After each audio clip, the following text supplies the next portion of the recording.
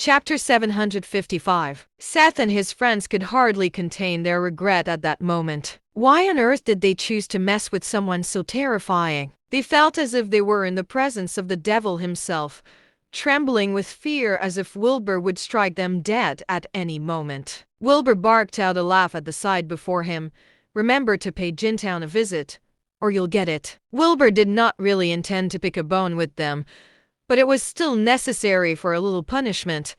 Maybe this was just his way of having a bit of fun. After saying those words, Wilbur turned around and left with a laugh. The crowd left behind and the mountain exchanged glances with each other, hardly able to contain their terror. Over at the Imperial Palace, a young Imperial king, dressed in casual clothes, was working on a landscape painting. Just then, an elder came in. He looked to be in his 70s, with two long and thin eyebrows feathering out from a wrinkled face and practically touching his jaw. "Come see if I've improved, teacher."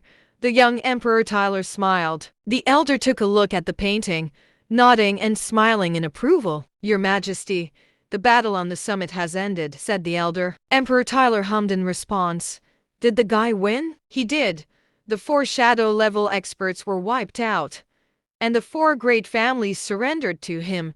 That youth has gained control over the 5 great families," said the elder. Emperor Tyler chuckled. "Wow. Yes. What a fine young man," the elder exclaimed. Emperor Tyler added a stroke to his painting. He paused to admire it before saying, "Let's give him a little present, teacher." "Is that really necessary, Your Majesty?" The elder frowned. "Anyone is welcome in the Keratopia, but they must never threaten our economy or safety, otherwise they will be considered an enemy," Emperor Tyler said, staring at his painting. The elder replied, "All right, I'll pay him a visit then. I have to say, however, that he is very powerful." "Powerful?" Emperor Tyler chuckled. "Can his power match up to that of a warplane or a cannon, or the legacy of our clan?" "You're right, Your Majesty," the elder said with a bow. Emperor Tyler smiled. "Besides, you're incredibly powerful. You're not scared, are you?" "I'm old now. There's nothing I'm afraid of anymore. I'm just worried that the guy might get the wrong idea. After all, he's still a young man like you." Emperor Tyler continued to add to his painting, all while saying, "That's fine. We're all youngsters here. We can talk it out." "Yes, Your Majesty. I'll be taking a trip there then," the elder said. Emperor Tyler nodded.